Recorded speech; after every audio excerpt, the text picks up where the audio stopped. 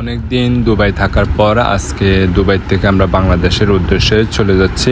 আসসালামু আলাইকুম এভরিওয়ান, আশা করি আপনারা সকলে ভালো আছেন। আজকে আপনাদেরকে আমি দেখাবো দুবাইতে কিভাবে আপনারা ট্যাক্স রিফান্ড করবেন। আমরা অলরেডি আজকে অনেক দিন থাকার পর যাতে আমরা চলে যাচ্ছি, আমাদের আজকে এমিরেটস এয়ারলাইন্সে আজকে সন্ধ্যার সময় ফ্লাইট। এর কারণে আমরা বিকালবেলায় প্রায় 2-3টার দিকে রওনা দিলাম। যাওয়ার পর আমরা একটু রেস্ট নিয়ে দেন আমরা ট্যাক্স রিফান্ড করব। যাতে আমরা অনেকজন আসছিলাম, কিছু গোল্ড কেনাকাটা করছি, এর কারণে আপনাদের সাথে ওই প্রক্রিয়াটাই দেখাবো কিভাবে এখানে ট্যাক্স রিফান্ড করতে হলে আপনাকে অবশ্যই ট্যুরিস্ট হতে হবে এবং কি আপনি এটা যেখান থেকে কেনাকাটা করবেন ওইখান থেকে আপনাকে প্রসেস করে আনতে হবে। দেন তারপর আপনাকে এয়ারপোর্টে এটা প্রসেস করতে হবে। এখানে কি প্রক্রিয়াতে আপনি এয়ারপোর্টে এগুলি প্রসেস করবেন আমার আজকে ওইটি আমি এই ভিডিওতে আপনাদের সাথে শেয়ার করার চেষ্টা করব।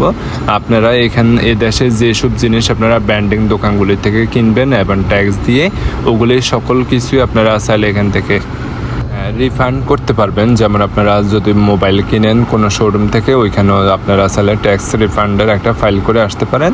এভাবে আমরা দুবাইয়ের রাস্তাঘাট দেখতে দেখতে অলরেডি আমরা এয়ারপোর্টের কাছে পৌঁছে গেলাম। আমরা এরপর নেমে আমাদেরকে এখান থেকে একজনে রিসিভ করবে। দেন রিসিভ করার পর আমরা ভিতরে চলে যাব, কারণ আমার এখানে আমরা যাতে লোকজন বেশি, আমাদের প্যাকেজ বেশি, এর কারণে আমরা লোক বুকিং করে রাখছি। গেটমেট এটা বাংলাদেশ এয়ারপোর্ট আমাদের বুকিং করা এবং কি এখানেও আমাদের বুকিং করা ছিল, এর কারণে ওদের সাথে আমরা করে চলে যাচ্ছি। এই যে আপনাদেরকে দেখাচ্ছি কিভাবে, তাই দেখাচ্ছি আপনাদেরকে। এটা ট্যাক্স ফ্রি পয়েন্টটা এখানে আগে প্রথমে মেশিনে থেকে স্ক্যানিং করতে হবে। দেন তারপর যে আপনার করতে হবে, এটা আপনার পাসপোর্টটা প্রথমে হাতে নেবেন, নেওয়ার পর এখানে মেশিনে সেকেন্ড দেবেন। ওকে, দেন আপনার ডিটেলস চলে আসবে এখানে।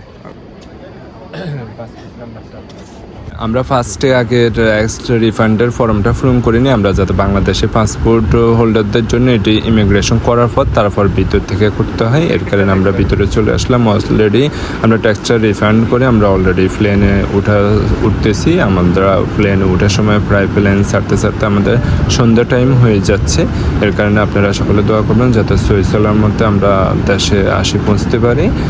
এর কারণে সবার কাছে দোয়া প্রার্থী যাচ্ছি এবং কি আমরা যাতে সবাই সুন্দরভাবে আসতে পারি। প্লেনটা অনেকটুকু খালি ছিল, এর কারণে যখন যে পাশ দিয়ে বসা যায় সমস্যা না। আসলে অনেকগুলি সিটে দেখি খালি থাকতেছি ইদারিং, এর কারণে অলরেডি আল্লাহর রহমতে আমরা ঢাকার আকাশে পৌঁছে গেলাম। আমাদের আর কিছুক্ষণের ভিতরে প্লেন ল্যান্ডিং করবে। ওকে, আল্লাহ হাফেজ।